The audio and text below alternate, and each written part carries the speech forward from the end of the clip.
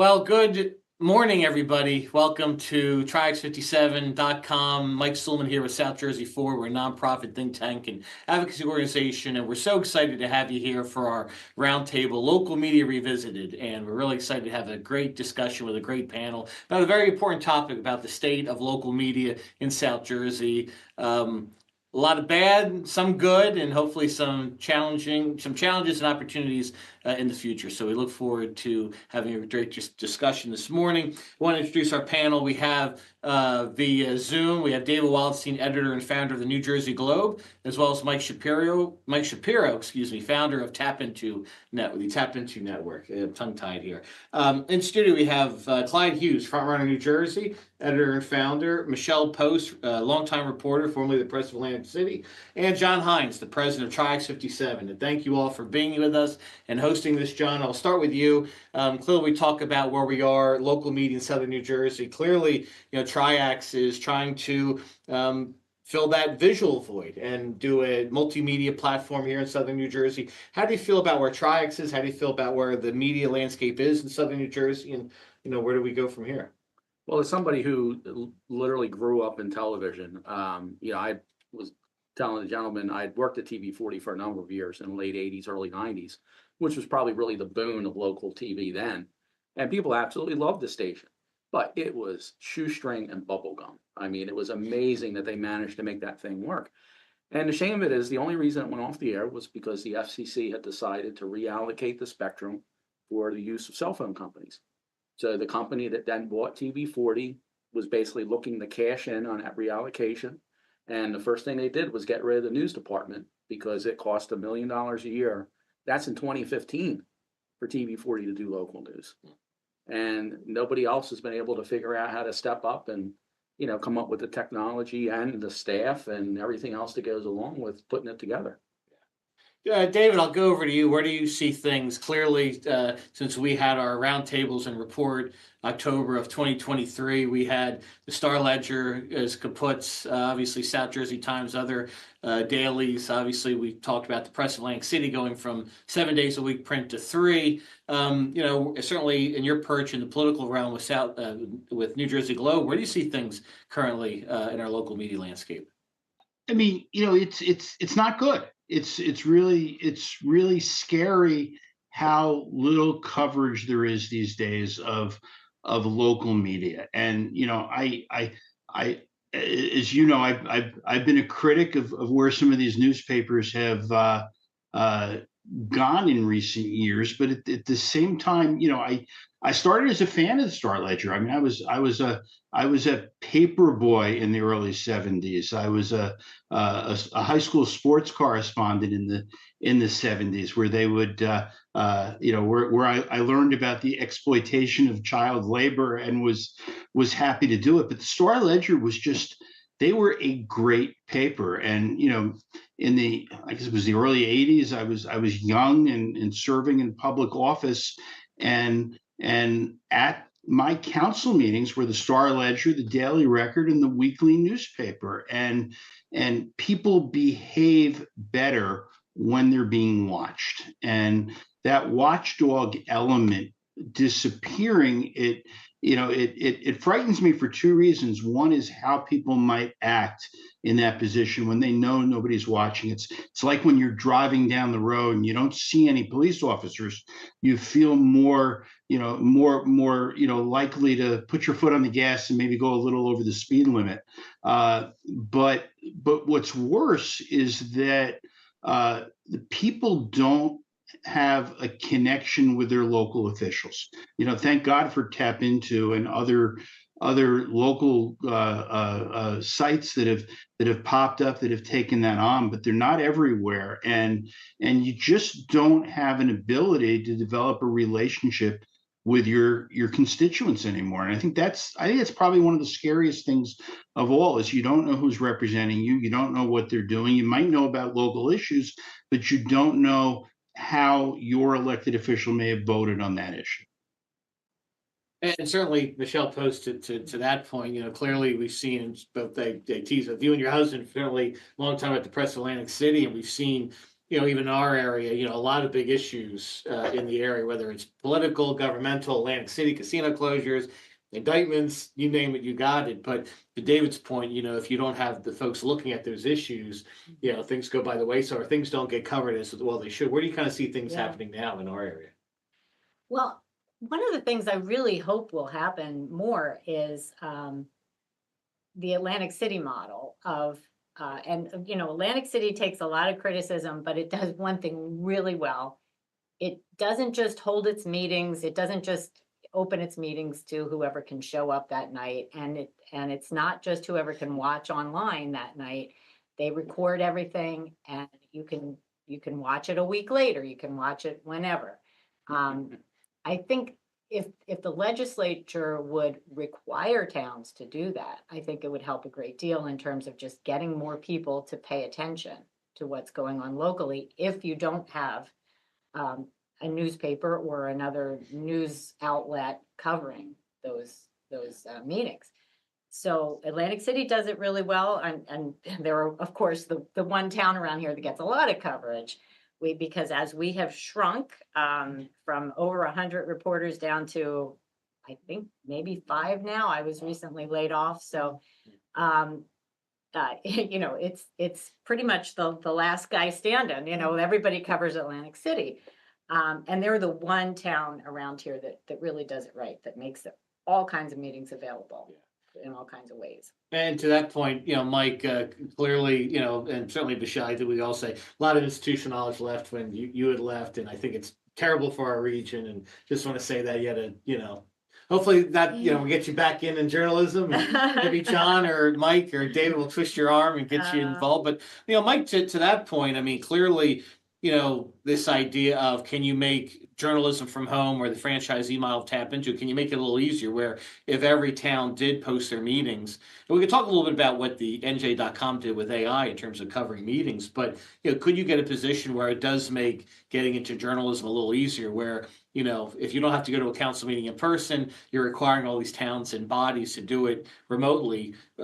Does that help a tap into? Does that help Front Runner New Jersey? Does that help a Tri-X 57? What are your thoughts on that? Yeah, I mean, I think that that having the meetings available, whether it is streaming them, recording them, et cetera, is helpful because, and we learned this obviously during COVID, because during COVID, you couldn't go to meetings anyway. And so I think it really gives a lot more opportunity for people to start a local news site in their community and be able to know and be able to cover the council meetings, the Board of Ed meetings, if they are recorded. Versus having to go there in person. You also know, I mean, if there's a winter storm but they're still going to hold the meeting, sometimes it's impossible to get to the meeting. And so by having it recorded, having it streaming, it creates a lot more transparency, but also enables reporters to be able to actually cover those meetings in a more efficient manner. So like David was saying too, it increases accountability of those elected officials as well, because somebody is always watching when it's recorded or when it's streaming or both, which I think is a very positive thing. And certainly, Clyde, where do you see things? Certainly, you're from New Jersey, obviously covering a lot of Atlantic City stuff, but as a Mike and like John, digital only, outlet, how do you see things going? We talked before, we'll talk a little bit about some funding difficulties that could be on the horizon, but how are things with you certainly in a historically disadvantaged area covering and to Michelle's point, obviously Atlantic City gets a lot of coverage, right? But there's still a lot of issues where they're not as sexy, they're not as high profile, but neighborhood issues that are very important that are just kind of going by the wayside, right? Whether it's an issue in Venice Park or it's an issue in Uptown, where do you see things currently?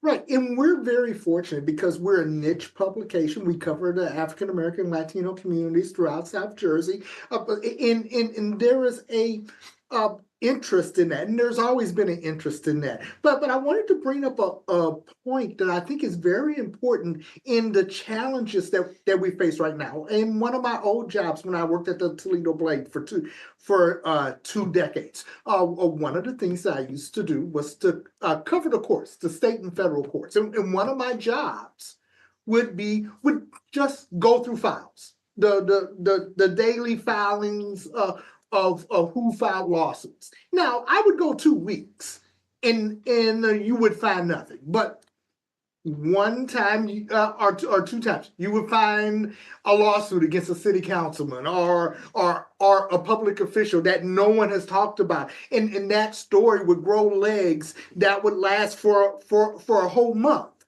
and no one's covering that today because of the shrinkage of the daily newspaper ecosystem. And publications like my publications, we're growing, but we haven't grown to the point where we can sit a reporter at a courthouse and for weeks on end. That reporter has to get paid, to do those things. But those are the nuts and bolts that makes the newspaper, the television industry are great in having that watchdog role. And it's the thing, as a veteran journalist, frightens me the most, that watchdog mechanism in the media is not being filled consistently enough to keep our public officials accountable. And it's something that the public really should take an interest in. And when they're talking about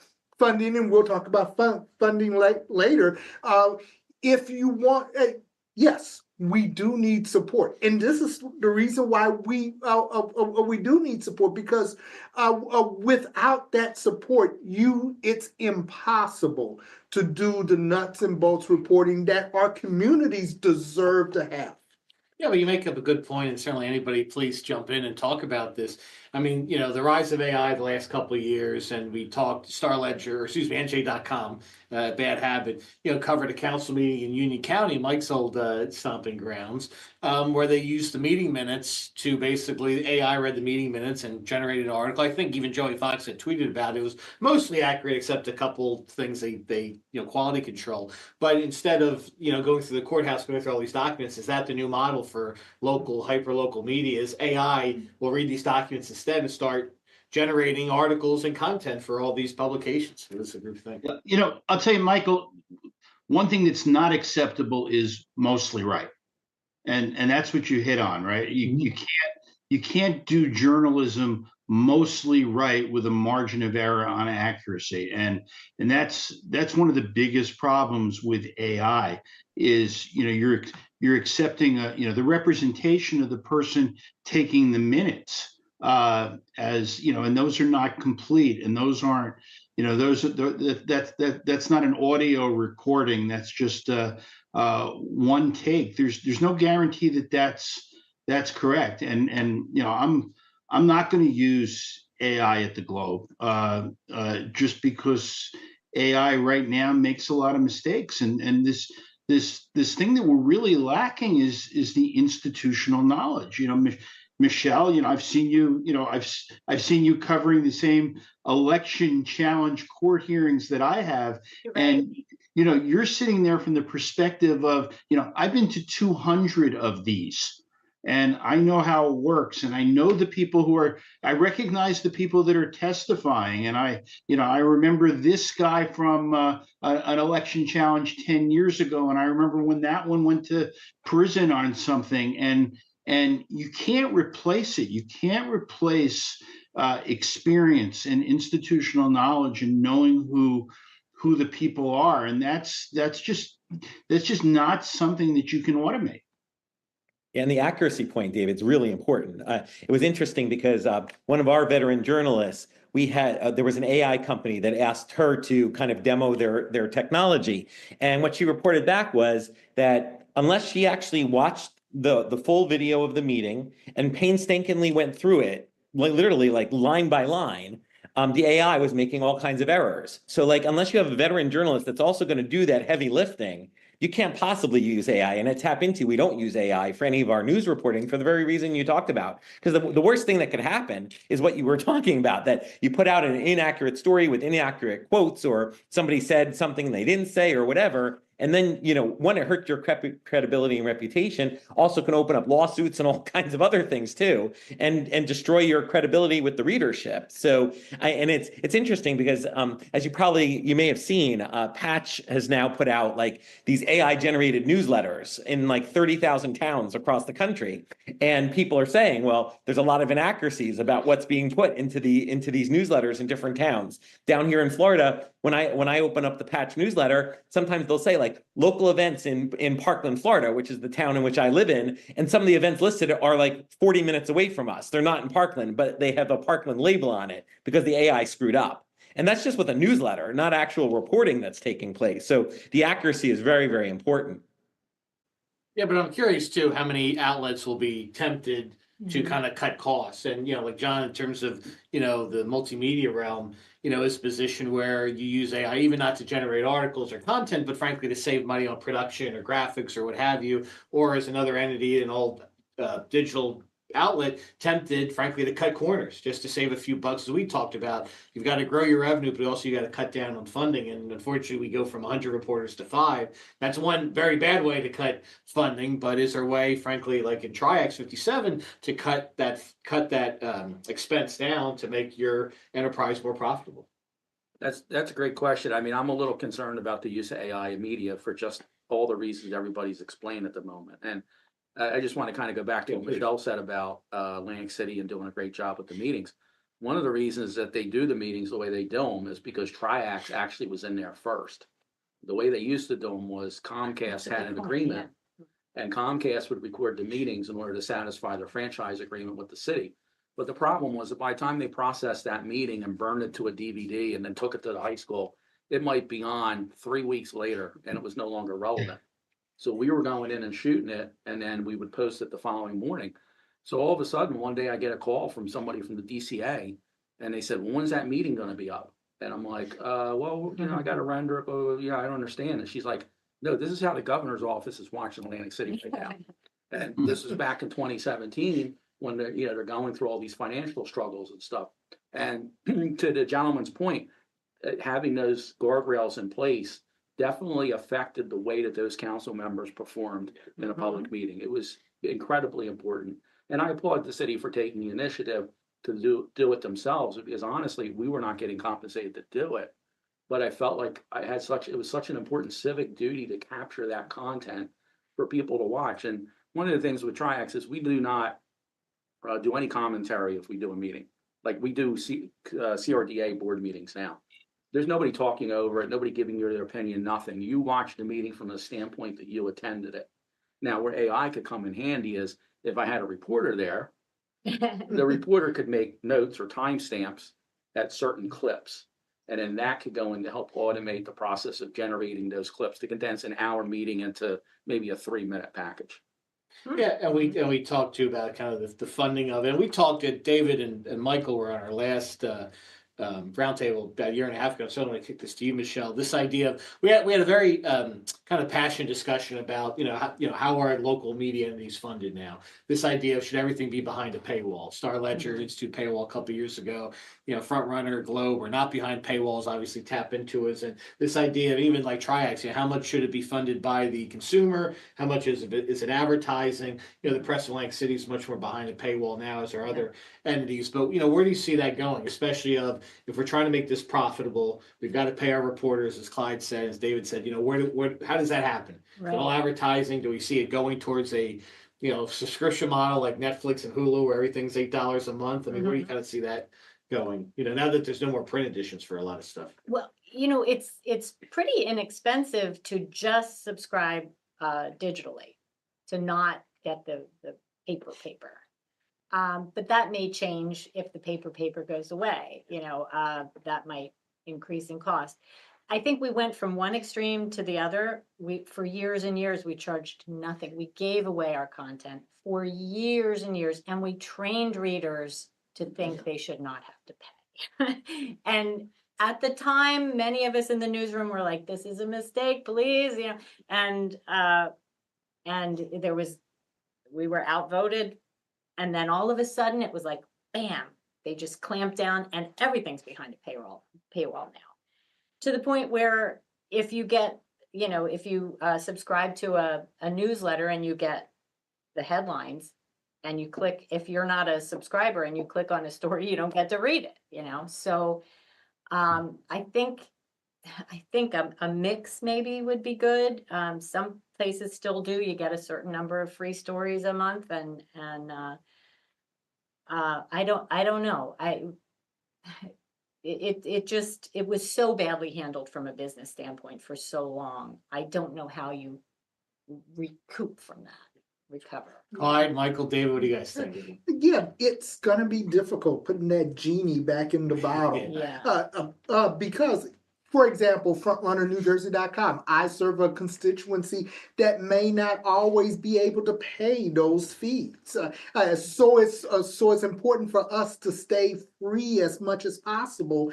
But it's either everyone's behind the paywall or no one's behind the paywall. Because as long as the public can get some kind of news for free, then they are going to expect that. I'll give a great example of what's going on with Mayor Smalls in his case with his daughter.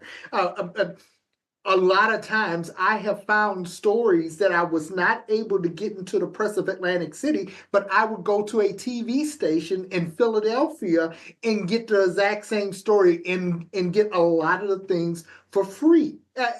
And you have to be able, for us to be able to profit from that, you really need a cross the board ruling on on paywalls, or there will always be a way to get free publications and free news.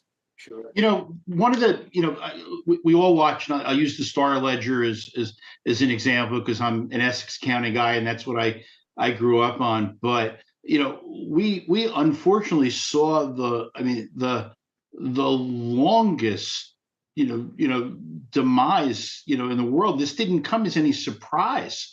They knew that what they were doing wasn't working, wasn't long-term sustainable for 25 years. And they buried their heads in the sand. They thought, well, if we keep cutting reporters, if we keep cutting photographers, and we keep cutting, the people that write columns that are of interest to our readers, we'll be okay. And they, I don't know how they didn't anticipate the loss of readership with the loss of content. And, people aren't going to pay for something that they don't feel they need. And look, one of the realities for all of us, except for Michael, is that, we're in this we're not volunteers. Journalism is a business, and businesses need to be able to keep their lights on. And, to a point, as much as it bothers me, if what keeps the Star Ledger NJ.com's lights on is knowing that people are more interested in where to get a good slice of pizza, or where to get really, really good French fries or chicken wings, that's their business and that's their right to do that.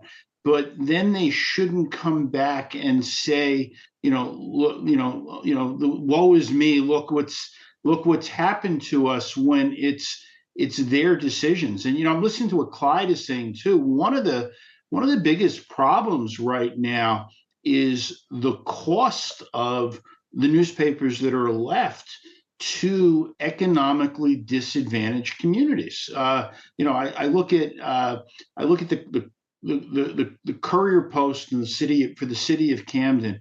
If you want to go into a Wawa or a Quick Check or a 7-Eleven every morning and buy that newspaper, it's $1,040 a year.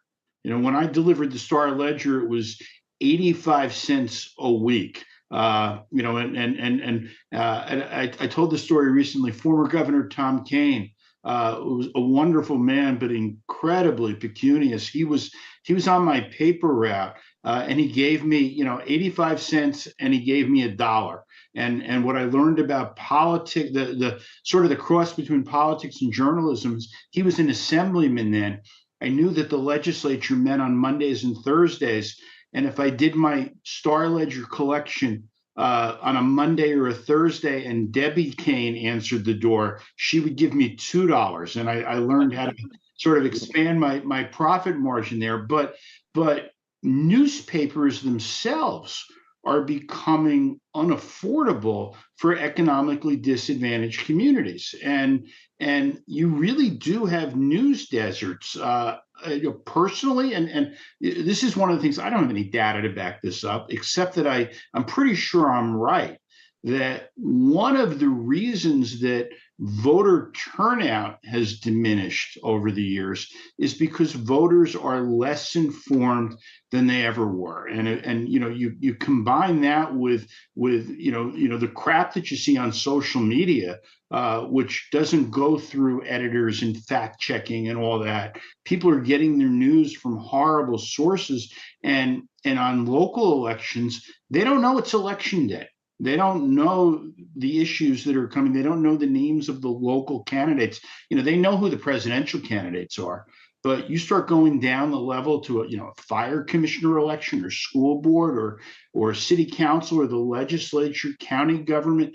They don't know anything. And as a result, more especially in the minority community than anywhere else in New Jersey, you're seeing a decline in voter turnout, which means a decline in their political power and their ability to advocate, communities to advocate for things that they need, because their votes are down, and their votes are down because people aren't paying attention, and they're not paying attention because you've got newspapers that made bad decisions about covering French fries instead of covering elections. So, part of it is we all have to sort of look at, we've got to get by who's responsible. I think we know who's responsible. I don't feel sorry for the Star Ledger, owned by the Newhouse family, that owns Condé Nast and is the I think it's the 48th largest privately held company in the country. These are billionaires that own NJ.com. They don't need handouts or corporate welfare from the taxpayers, because it's not that they can't afford to fix the problem, it's that they chose not to. Start NJ.com, and then I'll stop my rant in a second, I promise. But you're on a roll, David. NJ.com a couple of years ago, they bought an online video game development company and an Ironman competition in China, and they spent $800 million in a cash deal. This is not a company that I feel sorry for, that they need the help. What I really think is that as people look at, as people start looking at these legal notices and where that revenue goes, don't give it to the people necessarily who broke the system in the first place. Give it to the people that are looking to fix it, looking to find a solution. Do you want to jump in, Michelle? Yeah, I just, why is it that people are so interested in those French fry stories? That's something that just boggles my mind. Like, what's happening? Is it just social media? And but it also feels like people just are way too interested. I don't know, too interested, out of proportion interested in national politics, and underappreciative of local and state issues. It seems like people are just, and maybe that's a Trumpian thing, I don't know, with all of the the people at loggerheads with each other.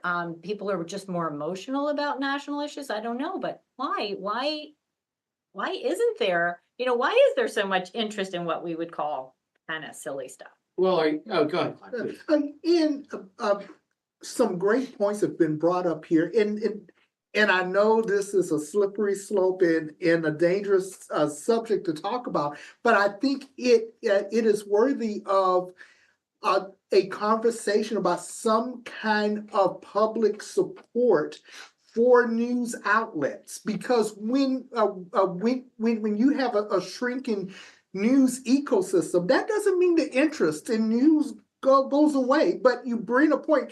where you're getting this news from. And yes, people are getting news from Facebook and TikTok. And I can't tell you the number of people who I've run into, and I hear something absolutely crazy, and I ask, where did you hear that from? It wasn't any of the news stations. Like, oh, well, I heard it on TikTok, or I saw a video. I don't know whether to laugh or cry, but it's serious enough where we should pay attention to it. Our public officials should be paying attention to it, and the general public should be paying attention to it to make sure that we have a solid foundation of news in this country. Yeah, but I'm curious, and curious your take, Mike, on this. So, you've got to tap into it. I do think our area is in desperate need of a tap into. I think we need to grow a front runner, Atlantic City Focus, a Triax, a Globe, but we clearly need more, because your point, Local, Michelle, very local, yeah. But you look, Mike, at a tap into, let's say we had a tap into Galloway where I live, or a tap into a Carpet Township, which I think would do very well, frankly. How much does, let's say, tap into, do you tell the folks, well, how much of your article is going to be the best cheesesteaks in Mount Laurel, Neil Borowski's tap into, or how much of his council means? Like, how do you balance that where you could argue NJ.com, David, like, is going for the buck and covering all this stuff? But if it's all just straight news, is it going to really, like when the heyday of the press, you had, here's entertainment, here's dining, here's Angelo's, Fairmount Tavern, that sort of thing. But that was big. Yeah, the entertainment side. The Hoot, I remember the Hoot growing up, but Mike, to your point, what guidance do you give journalists in terms of running your tap into networks of, a little bit of fun, a little bit of hard news? Is there a balance? Is it town by town? Because then does it just become a freaking food and dining guide? No, and it's interesting because going back to what David was saying, studies actually have shown that where you have a local news site, you have higher voter turnout and less voter apathy. But it's it's in the state of New Jersey currently, despite like the success of everybody here, there's still over 100 municipalities that have no local news site, no local newspaper, right? And that's a really big problem because the people in those towns, they're getting their news from Facebook and other places, and that's not news, and it's mostly rumors and misinformation. With Tap Into, each of our sites has to do at least one original local news story a day. They have to be objective. They have to follow the Society of Professional Journalists ethics. Those are our rules. One of the other important things, though, is that while it's a franchise model, we try to provide all of the publishers in the network as independent publishers, meaning that Michael, if you were not the chair of the party and you wanted to do Galloway, New Jersey, you can cover Galloway the way you believe it should be covered because you live there, you know the issues there. And the classic example is, for example, in Hasbrook Heights. Hasbrook Heights is a huge football town, right? Now, Faith up there, she covers the council meetings and she covers a lot of other things that, that go on in Hasbrook Heights, but they also cover every single football game in Hasbrook Heights. Whereas, for example, in South Plainfield, New Jersey, football is not a big deal, but wrestling is a huge thing in South Plainfield, New Jersey. So South Plainfield, they're covering every wrestling meet in South Plainfield. In some of the towns, development is a really big issue. So they're covering every planning board and every zoning board. Whereas in other towns, it's only when there's a big controversial issue before the zoning board that they're covering the zoning board meetings. One of the things that's pretty consistent, though, across the Tap Into sites are coverage of council meetings and Board of Education meetings. Because, our philosophy is that one, that people need to know what's going on at those council meetings and Board of Ed meetings. Second, it holds those elected officials accountable. And then third, we also view it as like a public duty and to cover those council meetings and Board of Ed meetings. And we also know if Tap Into is not covering those meetings in that community, unless there's another publication that covers that community, there's nobody covering those meetings. And that's really, really important as well. And so to your point, Mike, I think in Morristown, they might have a nightlife section, whereas in New Providence, they're not going to have a nightlife section because nothing goes on in New Providence after 5 o'clock at night. And I, as someone who lived in New Providence 15 years and loved the town, I can say that with pride, but there's nothing that goes on in New Providence after 5 o'clock at night in terms of nightlife, whereas Morristown or Hoboken and other places like that, they have a lot of nightlife, and so it makes sense to have a nightlife section on their sites. But I think that the other thing that's also interesting too, in terms of what you guys were talking about, even with like our growth in New Jersey, we have 92 Tap Into sites in New Jersey that cover 145 towns. So But if you back out the numbers from that, and David's the king of numbers on this, that means there's over 400 towns that have no tap into site. And then when you drive out past those numbers, like I mentioned, 100 of those towns have nothing at all, nothing. And so that's really concerning. And going to another point that was raised, Tap Into is free for everyone to read, but that also goes back to our mission, which is, we believe people, regardless of their socioeconomic background, should be able to know what's going on in their town. They shouldn't have to decide between paying for medicine or paying for food and knowing what their town council is doing.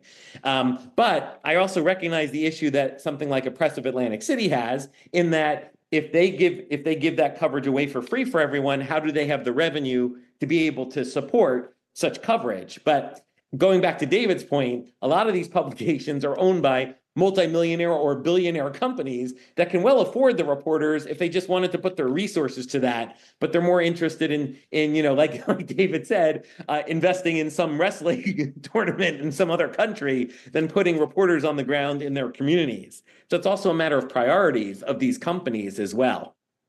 But John, sir, I could speak. I don't think John's a multi-billionaire. So no. I'm not talking about John. But talking about Advance, about Gannett, and these other places.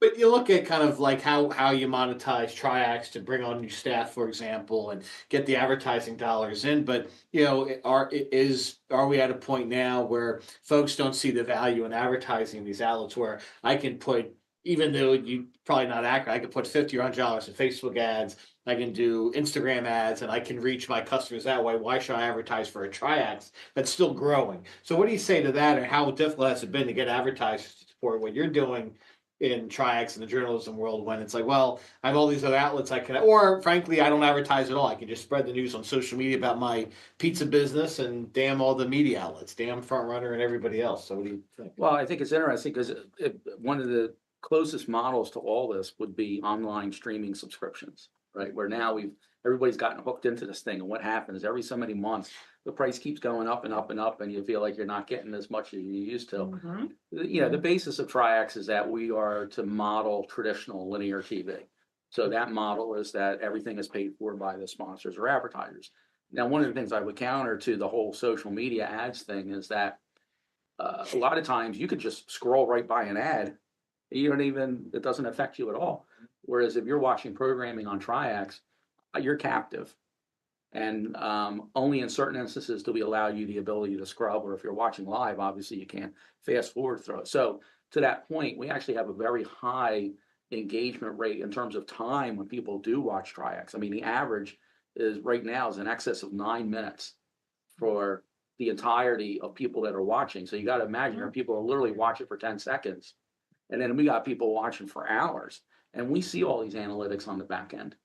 And that's the problem with social media too. They don't give you the analytics anymore like you used to get. And they just keep forcing you to pay more, pay more. So I think that there's a tipping point from the business side of it, where the social media won't be as advantageous.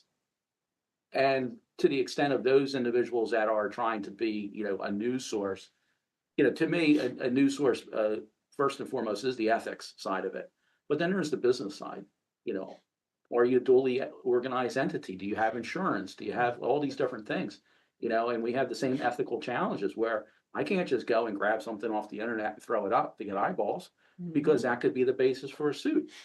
And I think there's a point where the public will start, I hope, will realize, particularly AI is going to accelerate this, where there's going to be so much of it that's AI generated and super sensationalized that now all of a sudden they are discounting all sources except the ones that they believe are the legitimate sources. And there's got to be a way to differentiate them, whether it's newspaper or what we're doing or, online. So. And it goes to, and so Clyde would tell get everybody's take on this, especially in New Jersey, the public involvement or public subsidy, quite frankly, for local media, where I know Front Runner gets grant from the Civic Information Consortium. They do great work. We've worked with them on our report from October of 23, but at a certain point, does the Civic Information Consortium fund everybody? Clearly they can't do that, right? There's not enough funds to do that. But at what point do we get, well, we advocate, do we have some of these outlets switch to a nonprofit model where you have NJPBS and NJ Spotlight? And I'll just editorial comment, I'm disappointed because I thought two solid entities.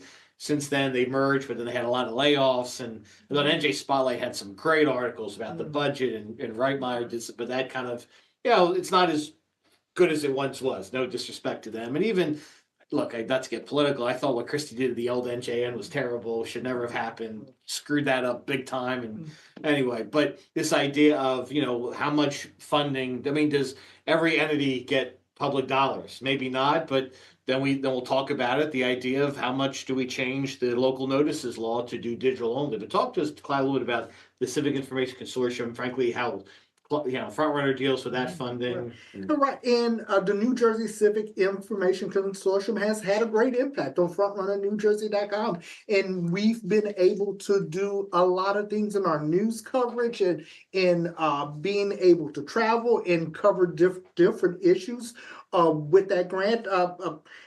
Our current governor, Phil Murphy, has chosen in his wisdom to zero out that budget this year, but Senator Lou Greenwald has promised that he's going to fund it again. So we feel confident that it's going to be funded again. But these issues are important, and that funding is important.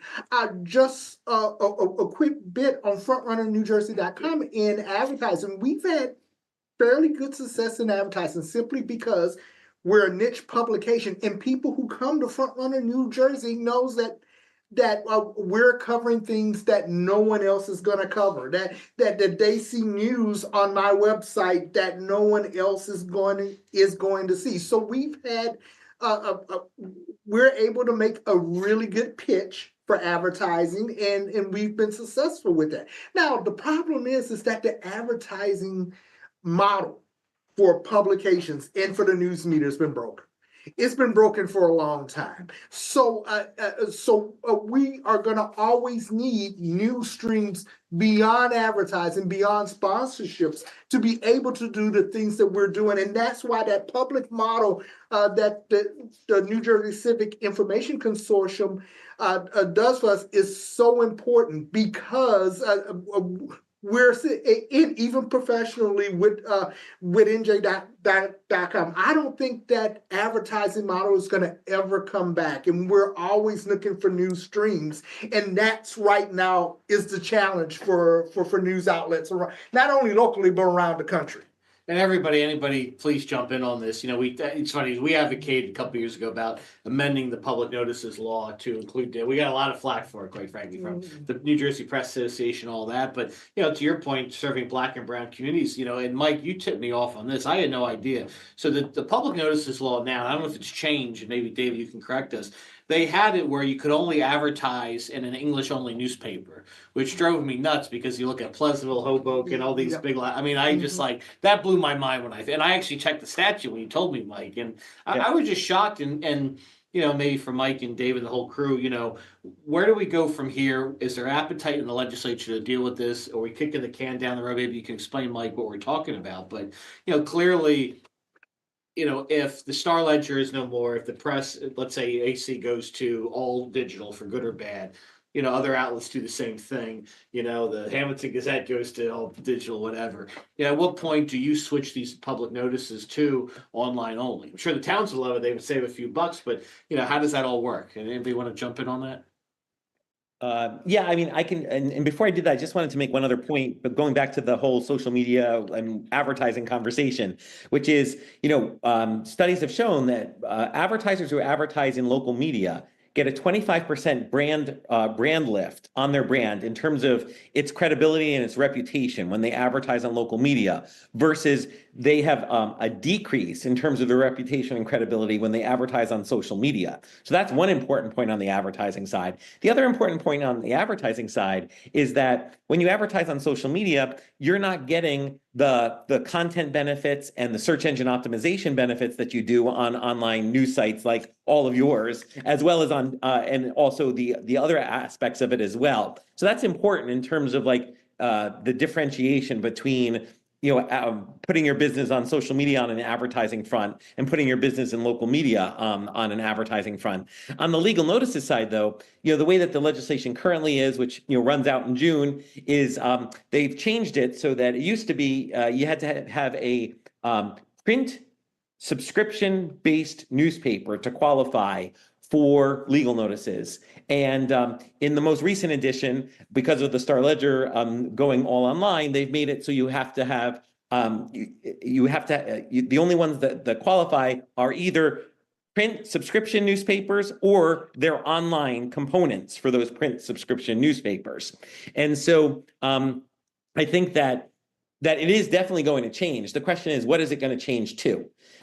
There's a movement, there was a strong movement afoot to put the legal notices just on county and municipal websites, but that had a lot of backlash to it because of transparency and accountability reasons.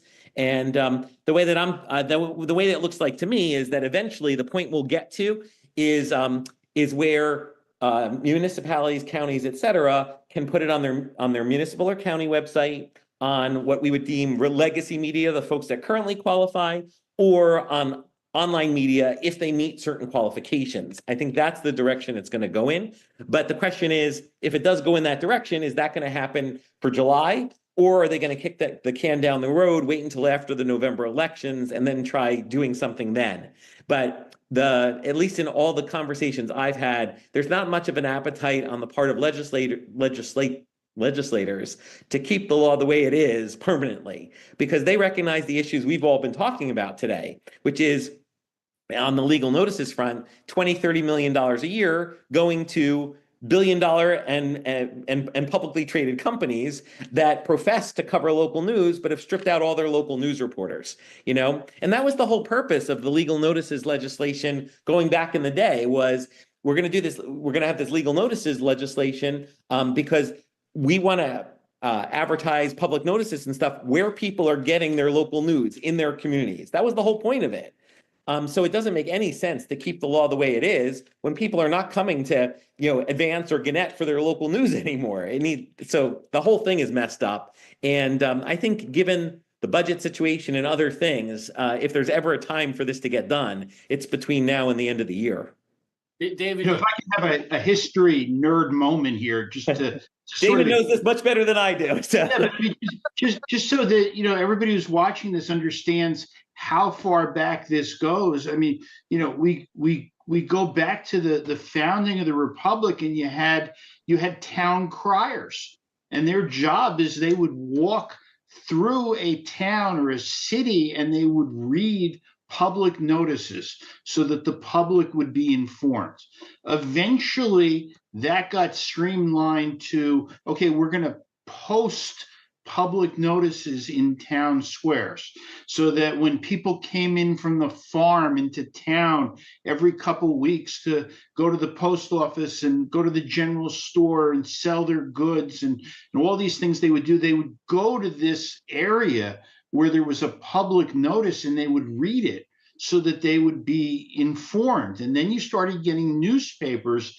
And then all of a sudden, the oligarchs of the media, the special interest, just because we're media doesn't mean that media is not a special interest in itself. And they said, wow, well, we could carve out this revenue stream and write this law in a certain way that only benefits a certain number, of people.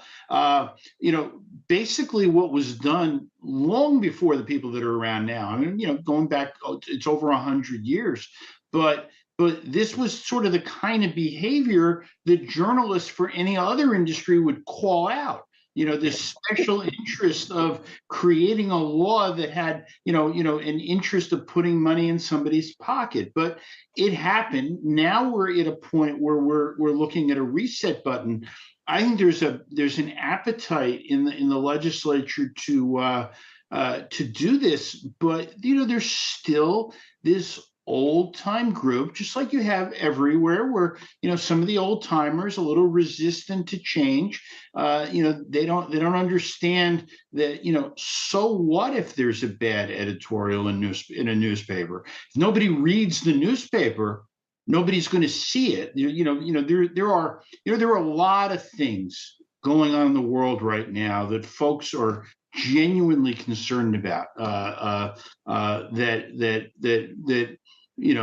voters are concerned about, and who gets the revenue stream for public notices is not something that a state assembly member is going to win or lose an election on. And when they realize that, I think they'll get there. I mean, Michael, with your other hat, which we're not supposed to talk about on a nonprofit, but you're going to run a campaign for candidates of your party for the state legislature, and I promise you, your polling is not going to show that, well, people don't care about their taxes. They don't care about their schools. They don't care about public transportation or about crime. What they really care about is making sure that the legal notice revenue goes to the right place. This is not going to be the course of it. So this is one of these things where I think elected officials are going to have to, just sort of step up and get over their own phobia of being afraid of the giant media organizations, and maybe do the right thing. And I also, John, you're in a different situation. We've been talking a lot about print shifting to digital, and you're on television, and we look at the history there.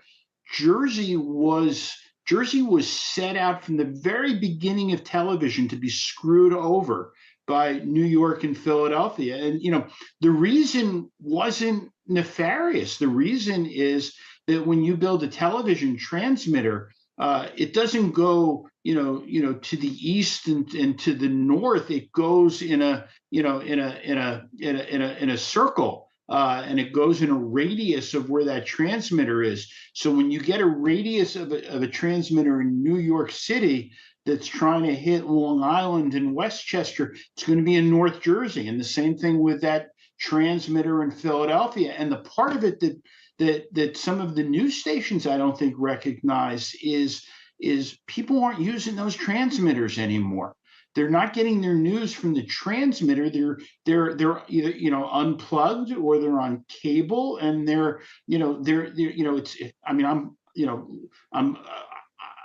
I'm a lot older than all of you, and I look at this, and I remember the television set with the rabbit ears and tinfoil, and trying to get a reception to be able to get your new, get that TV station, all 5 of them that were available to you. Today, that's not the case. Yet everybody's still in that mindset of, we're ignored by New York and Philly TV, yet they're not getting, it's not the transmitter. So at some point, stage 2 of all these reforms is to recognize that the state government controls the cable airwaves, not the FCC in Washington. And at some point, they're going to start to make changes to start looking at where television is. When Brian Thompson, I'm going into a rant again. I'm sorry, I get this way, but when Brian Thompson retired at Channel 4 WNBC in New York, they didn't replace him. There was no longer an NBC reporter at the State House or going to New Jersey political events. They just dropped New Jersey, and they dropped New Jersey because they can. Because there's nobody on the Jersey side of the government giving them a reason to. If all of a sudden, someday, some governor and some legislator say, you know what, if you don't cover Jersey news, we're not going to have you on our cable channels. You won't have, a cable system won't be must carry for you. Then they're going to go the same way of these newspapers. It's all about your audience. It's all about knowing where, what your readers want. Things have changed. We don't go to the newspapers to find out what time the movie is playing on Saturday night. And, we don't have TV Guide anymore, or the TV section in the newspaper, so that you can know what's on, covering of local sports scores, and doing it quickly, by the way. I mean, when I was a sports correspondent for the Ledger in the 70s, which ages me, I would call in the story 6 o'clock, 7 o'clock at night. At 6 o'clock in the morning, that newspaper was delivered to my house, and there was the story about the game the day before. There was the story about the council meeting the evening before. One of the reasons I think tap into the Globe, that we're doing well, is we're not just providing local news, but we're providing it in a timely way. When people want it, they don't want to hear about something after it's too late to do anything about it. And Michelle, you did you did your job well for a lot of years, and part of it is you'd go to these meetings at night, write the story, and people read it the next day. And they don't want to not read your story for but they don't want to not read your story for 3 or 4 days. Yeah, So all these models have to change to get it right. Yeah, I think, especially with John, the idea of I guess we all have TikTok brain now, especially in this day and age. I mean, I'm on, watching stupid videos, but it is crazy how much, especially younger folks, Gen Z, get their news from TikTok, vertical videos, Instagram Reels. Podcasts. Yeah, Oh, my podcasts. sons, that's. But even like Twitter, I'll give a shout out to David and I mean, I curated a Twitter list of Jersey political news. That's what I check like 100 times a day because a reporter will tweet out now. They're not making a dime off it, right? Unless they're monetized. Tweet out news and you follow it, especially if it's state of the state or whatever. But it's an opportunity, especially with visual media, to communicate that where folks are getting or audio podcast, like they're not getting I would say that people don't want to read anymore because I don't know if that's accurate. But do people want to get it audibly or visually? Because maybe they don't want to read less for sure. That I mean, it's an opportunity for. Look, when I was growing up, TV 40 was a big deal, and where the graphics is good. No, was it as glitzy as an Channel 6 ABC in Philly or Channel 4? No, but you still got it there. And is there that appetite of people don't want to read as much? They read enough on Facebook. Do they want to watch things to get their news? Well, I mean, a couple of things. I mean, TV 40, one of the reasons that it existed, and unfortunately, you're never going to take the FCC out of the business of regulating, television stations, but was because NBC at the time did not have coverage in Northern Maryland. So it turns out where TV 40 transmitter was in Avalon, the particular type of antenna they had a peanut bandwidth to it. So it would serve the coast, and it got into Northern Maryland, and it got just beyond Atlantic City. And that was just enough at the time to be able to get the signal to Comcast head end, which they then put onto the cable system. Part of the problem with the FCC is they will not allow, when we started Triax, because our whole infrastructure is just like a TV station, we could literally hand a signal to them and have a channel on their system, right? Oh, no. Comcast looks at it from this, they're going to watch this and be a little upset with me. But the reality is that they said to me, well, we want a certain amount of your ad revenue time. What are you talking about? Well, because they want to be able to overlay their advertising on top of our advertising so that they're making even more revenue in the whole process of delivering the cable signal. My opinion is, and this is really what the future generations coming up, you will see cable gone. The cable right now actually is streaming. Your X1 box, that's a streaming interface right now. They just happen to deliver it over coax, and that's what you're used to. But everything is streaming at this point. And once you take that middleman out of the process, that frees up a lot of revenue to go back into the broadcasters to be able to make those investments in what they need to do. That's such a complicated equation of how broadcast TV works with these big, major metropolitan stations and then getting the signal to the people. But at the end of the day, I mean, Triax probably will never be a profitable enterprise unless they get some venture capitalists come in. But I see it as having a responsibility to help inform the community, and not just about, the major newsworthy things, but just events in general. If you go back and look at our catalog over 10 years, I'm proud that we would go to an NAACP candidates night in Atlantic City and shoot that entire video for people to watch at their leisure and make their own determination as to the viability of these candidates. Most major outlets would never do that. They don't consider it like, well, there's not enough people to watch it, or there's not enough. No, that's not right. It's about getting the information that people need to make good decisions. So, I wonder as we're wrapping up here. I mean, I wondered based on everybody's conversations and to make it profitable, John, if you try, is going to do top 10 French fries in southern New Jersey. But I will say this, I think the idea when I was a political science student at Rutgers, New York and Philadelphia, media void, powder keg at both ends, right? Or whatever the phrase was. Sorry, Joe Dory was my professor at Rutgers, so my apologies, speaker. But this idea that, we need to fight what we have, civic information consortiums being cut, there might be regulatory reforms, legal notices that Mike Shapiro is working on. It got to be thinking, do we have a point where journalists, especially hyper-local news journalists, are they going to have to be more activists? Whether that's a good thing or a bad thing. I get it, journalists have to be impartial, cover the news, but especially when we're fighting for regulatory reform, everybody here, do journalists and the proprietors of these hypermedia local organizations in southern New Jersey, particularly, because I think we get it worse than North Jersey, right? So we did South Jersey forward. Do they have to be more activists in terms of fighting for legal notices amendment? More activists to get civic information consortium? I mean, I'm serious, right? But and does that put journalists in a weird spot? You've got to fight for these reforms where 20 years ago your owners had to do this, but now you personally have to do it. What is the group? It would be really hard for me to like. I was thinking with the tap intos. It sounds like the same person who's writing also has to worry about advertising. Am I right about that, Mike? It depends. I mean, most of the sites, it's two people who do it together part-time. One does the content side, one does the advertising side, but some people do it full-time. Most of those are journalists who do both sides, but we also have like very clear transparency rules regarding advertising versus news and all that kind of stuff as well. Right. But that business end and the advocacy end, it would make me so uncomfortable. Yeah. Just because I'm an old-fashioned journalist who was brought up where you don't even talk to the advertising people, you just stay away from that whole thing.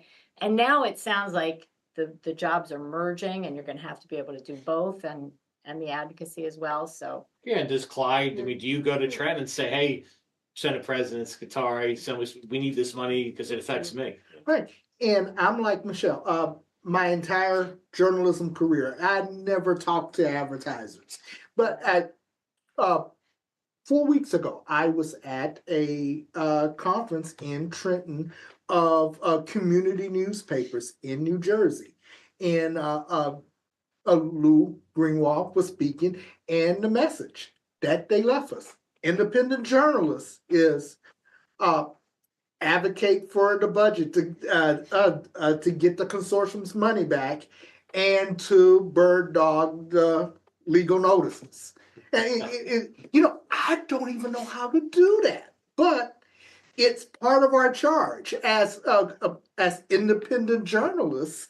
If we want to help in getting funds, and we know the challenges in advertising and sponsorship are already out there, yes, it has to be part of our job. As much as I'm uncomfortable with it, as much as I hate to do it, I know I'm gonna have to put on that hat and or take off that hat and shill it around. Yeah, but I guess to that point, to Mike and David and to John, I mean, and I don't know who here is or isn't a member of the New Jersey Press Association. I think, Mike, you had joined, right? Recently. Well, we we were members for a long time, but about, I guess it's now 7 years ago, we asked that they have a non-voting digital member on their board. And it didn't need to be us. And we gave them 2 years and they refused. And so we made a noisy withdrawal as members of the New Jersey Press Association. We are members of the New Jersey Society of Professional Journalists, but we exited the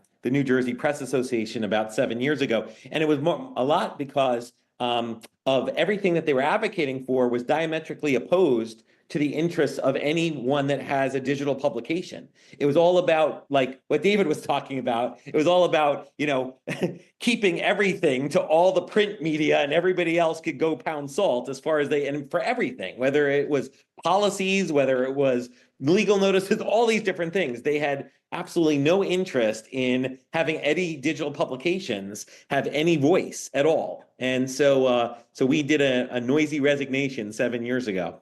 Well, does that the Globe is a member too? I mean, we joined, I guess, about 7 years ago. We joined the New Jersey Press Association, and I can tell you, I had when they crafted their legislation with their lobbyists. First of all, I didn't realize that journalists had lobbyists. maybe I'm, even at my age, really, really naive, but I didn't realize that, that we too hire somebody to, represent our interests with elected officials.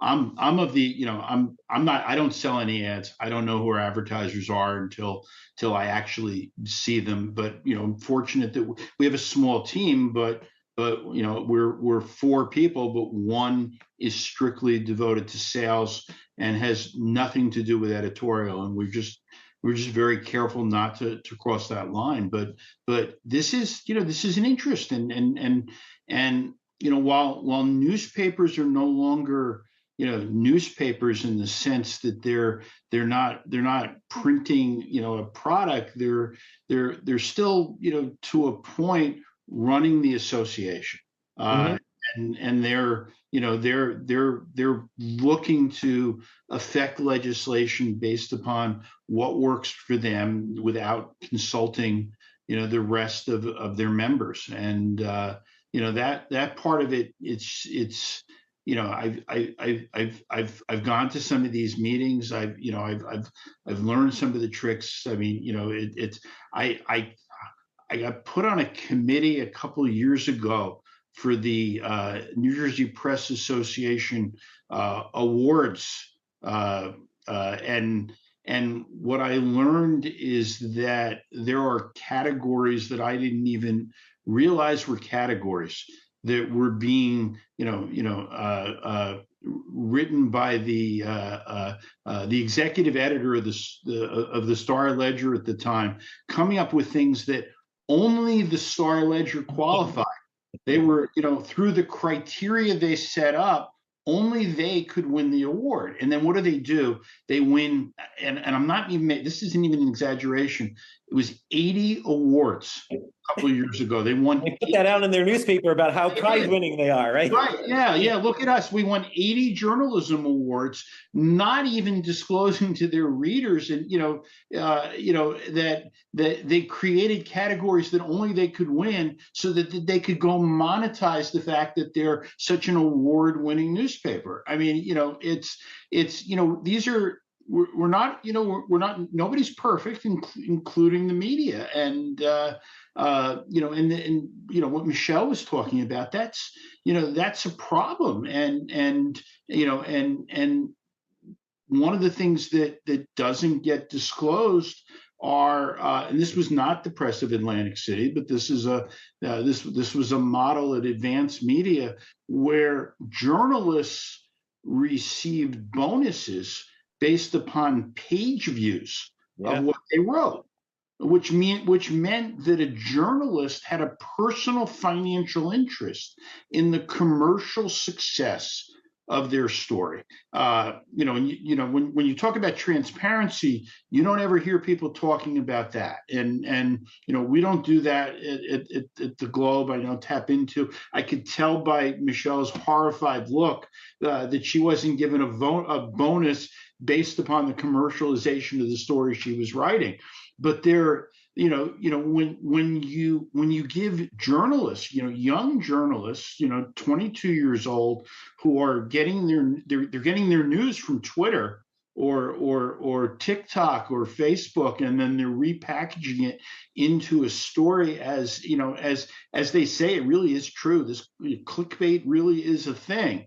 And they're doing it in a way where if they get more, if you're 22 and you've got, you're new to the industry and you've got student loans and you're trying to pay your rent and your car and all these real issues that everybody else in the, who works for a living has, if you're being told, well, you're going to get more page views on the French fry story than you are if you go cover a county board of commissioners meeting or a council meeting somewhere. And that's going to, and if you get more page views, you're going to make more money covering those stories than, what do you think they're doing? They're saying, well, yeah, I'll go cover what's going to make me, allow me to earn more money.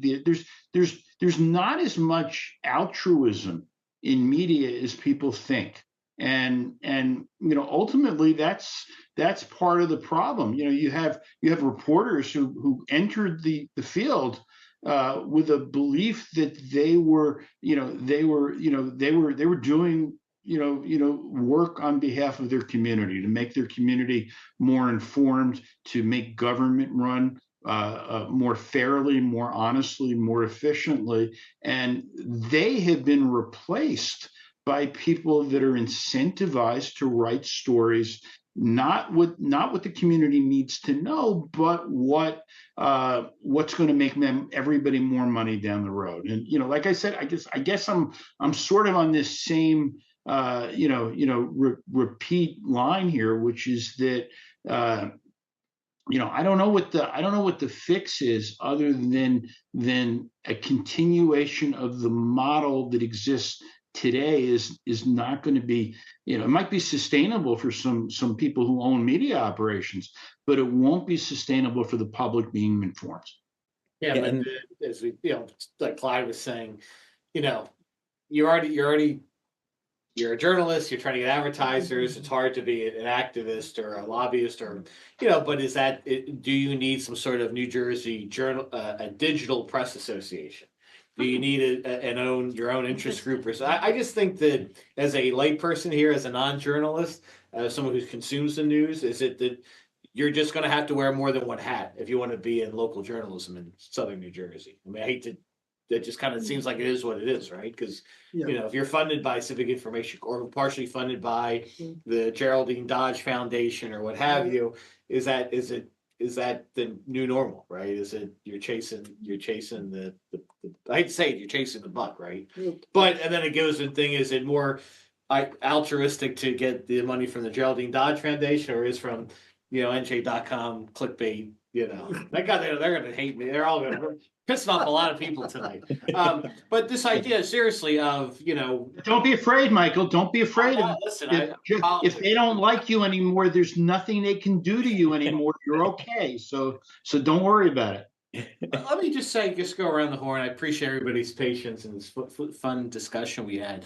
And certainly any final thoughts. But there's one thing that you advocate, folks like me, anybody, just the average Joe or Jane, they can do to support local media in South Jersey. What would it be? I would just say, just being a consumer helps, even if even if there's a paywall and you try to put in $1, or frankly, you copy and paste and delete your cookies, which sometimes we do. But just, to me, it just seems like if we encourage folks to consume more, it'll at least help keep some things alive. What does everybody think as we're wrapping up here? Anything you would recommend? If you can afford it, please subscribe to whatever's still out there.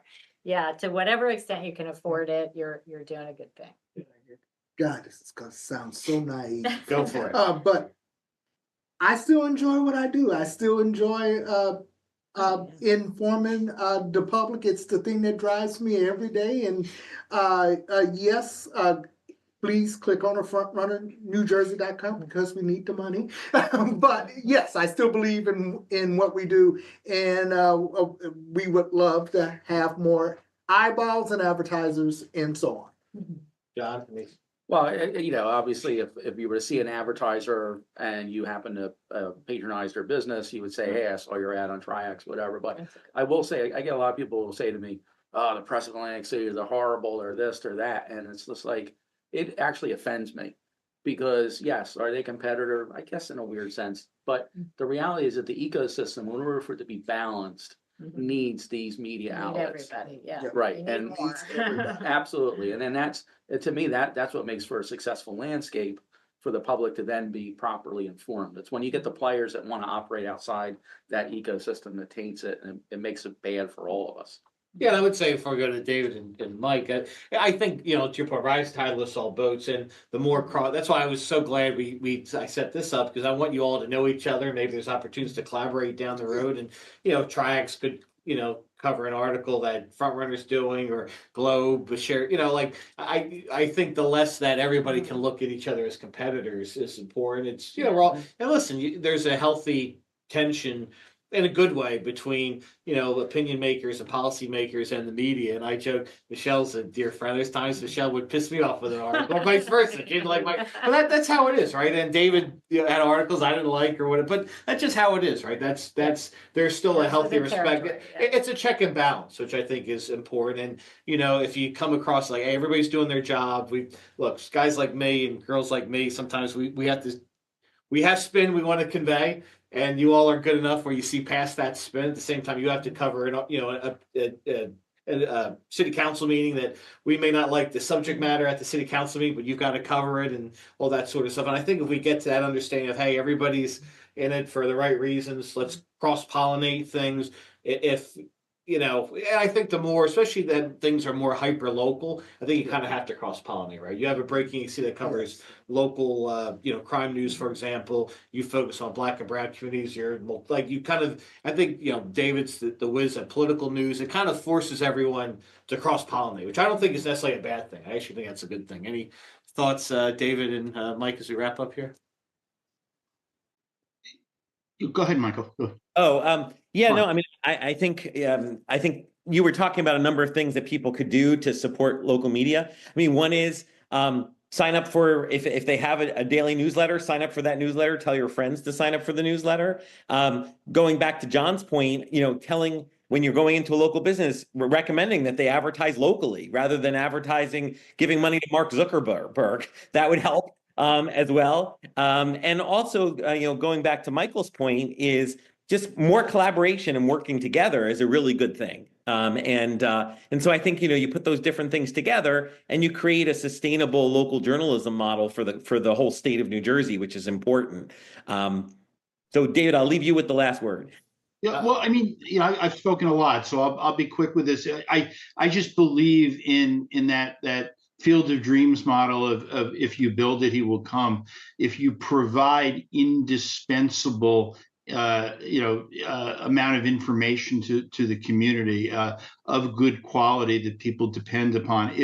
If you were to suddenly go away and people would miss you, then that's where you're doing a good job. And you just there is no substitute for quality journalism, for making people more informed than they were before they began to read you and listen to you and hear the voice of the journalists that are covering you.